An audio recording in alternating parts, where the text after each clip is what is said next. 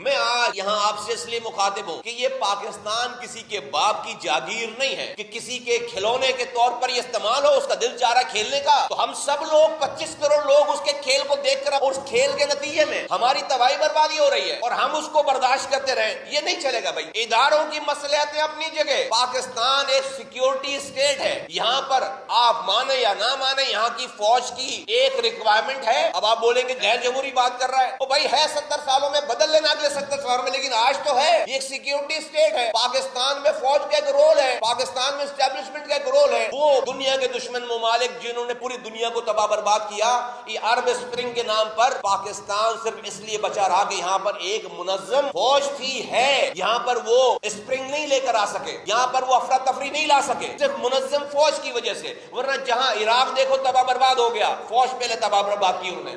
شام دیکھو تباہ برباد ہو گیا، فوج تباہ برباد کی انہوں نے۔ لیبیا دیکھو تباہ برباد ہو گیا، فوج تباہ برباد کی انہوں نے۔ پہلے جو آرگنائز فوج تھی اس کو تباہ برباد کر دیا، ملک تباہ ہو گیا۔ یہ ملک بھی تباہ ہو جاتا، یہ ملک بھی فارغ ہو جاتا اگر یہاں پر ایک منظم فوج نہیں ہوتی۔ تو دنیا نے اس فوج پر اٹیک کرا۔ بھائی میں کب کہہ رہا ہوں کہ وہ فرشتے ہیں؟ ہم سے زیادہ کون جانتا ہے؟ ہم سے زیادہ دکھ کس نے سہے ان 40 سالوں میں؟ ابھی عمران خان صاحب ٹارچر کا ذکر کرتے ہیں اور ہر تقریر میں کہتے ہیں کہ میرے 4 لوگوں کا نام لے کر کہتے ہیں کہ ان کو ننگا کر کے مارا۔ ارے بھائی شیروانی پہنا کر کون مارتا ہے؟ ٹو پیس پہنا کر کون مارتا ہے؟ ہم سے پوچھو، کراچی والوں سے 40 سال سے پٹ رہے ہیں، 40 سال سے لاپتہ ہو رہے ہیں، 40 سال سے بس شدہ لاشیں مل رہی ہیں۔ آپ کے 4 لوگوں کو 4 دن رکھ کر آپ کو چھوڑ دیا۔ آپ اپنے نام کے ساتھ عمران خان صاحب ذرا 10 منٹ کے لیے ایم کیو ایم کا نام لگاؤ ذرا، پھر میں دیکھتا ہوں آپ کو پھر پتا چلے ٹارچر ہوتا کیا ہے، ریاست کرتی کیا ہے۔ آپ کو بھی پتہ ہی نہیں ہے ریاست کیا کرتی ہے اور کیا کچھ ہوتا ہے۔ آج اس کے باوجود ہم نے فوج اس ملک کے ریاستی اداروں سے شکایتیں ضرور کی ہیں، ان کو ملائن نہیں کیا، ان کو تباہ برباد کرنے کے لیے سازش مہم نہیں چلائی، ان کے خلاف ٹرینڈ نہیں چلائے۔ دنیا جو آج تک نہیں کر سکی تھی ہمارا دشمن،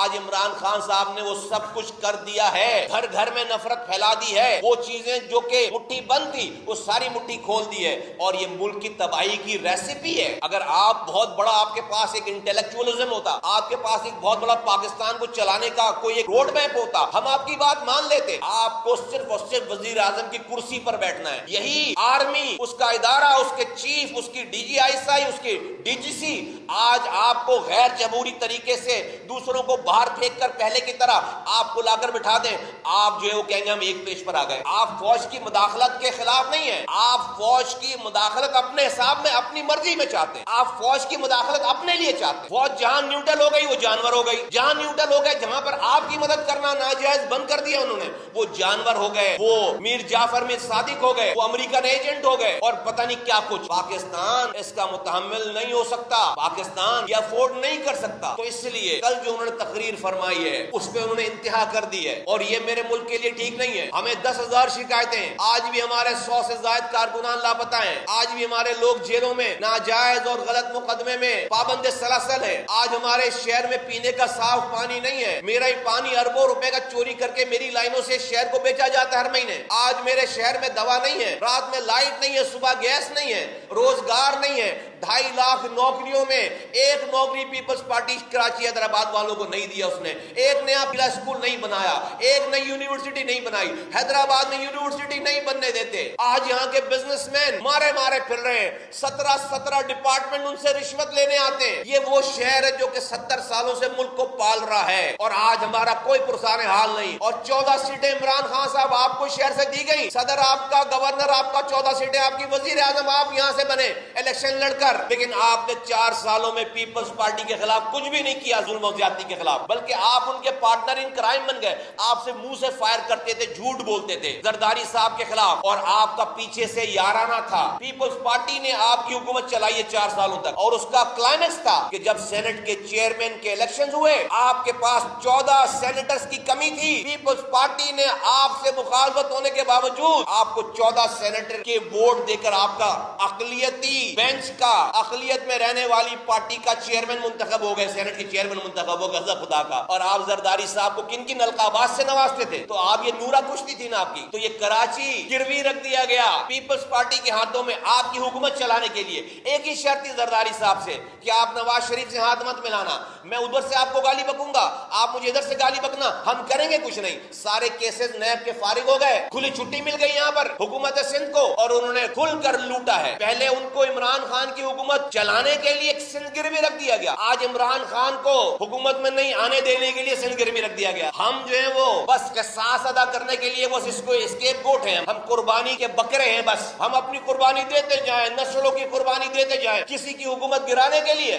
کسی کی امت بچانے کے لیے. ہمارے آبا و اجداد نے اپنی 20 لاکھ جانوں کا نذرانہ پیش کر کے, اپنے آبائی گھر چھوڑ کر, اپنی زمینیں چھوڑ کر, ماں و بہنوں نے اپنی قربانی دے کر جس ملک کو آباد کیا, جس ملک کی آبیاری کی, جس ملک کو بنایا ہے, اس ملک میں آج آپ اس ملک کو روزانہ کھوکھلا کر دیا اپنے اندر سے. اور ہم بیٹھ کر تماشا دیکھیں تو ہم ریاست پاکستان کے اداروں کو, جوڈیشری کو, اسمبلی کو, حکومت کو کہتے ہیں کہ یہ ڈرامہ بند ہونا چاہیے. جو کرنا ہے جلدی کرو اور یہ ڈرامہ بند. ایک ہی جان کسی کیفیت میں پورا پاکستان پچھلے کئی سالوں سے صبح سے لے کر رات تک اب یہ ہو رہا, اب یہ ہو رہا, اب یہ ہو رہا. ابے کہاں سے آئے گی انویسٹمنٹ اس ملک میں یار؟ کون انویسٹمنٹ کرے گا؟ پچھلے 3 ماہ میں جا کر دبئی کی انویسٹمنٹ معلوم کرو. اس پاکستان اور سندھ سے, خاص طور پر کراچی سے جتنا پیسہ یہاں گیا ہے پچھلے 30 سال کی تاریخ میں دبئی میں اتنا پیسہ نہیں گیا. یہاں لگا ہوا پیسہ سارا نکل کر باہر جا رہا ہے. کیوں نہ جائے جب روزانہ صبح عمران خان کو لوگ صبح سے رات تک ٹی وی پہ دیکھیں گے اور وہ ملک کو, اداروں کو گالیاں بک رہا ہے, وہ ملک کے سربراہوں کو گالیاں بک رہا ہے, تو اس ملک میں کون انویسٹمنٹ کرے گا؟ عمران خان کا تو کچھ نہیں جاتا. کہا جاتا ہے کہ کبھی انہوں نے اپنی جیب میں والٹ رکھا ہی نہیں, ان کو پتہ ہی نہیں پیسے خرچ کہاں کیے جاتے ہیں. ان کے بچے باہر پڑھ رہے ہیں, وہ ان کے ساتھ سارے ویل آف لوگ ہیں. لیکن میں پاکستان کے لوگوں کو کہتا ہوں,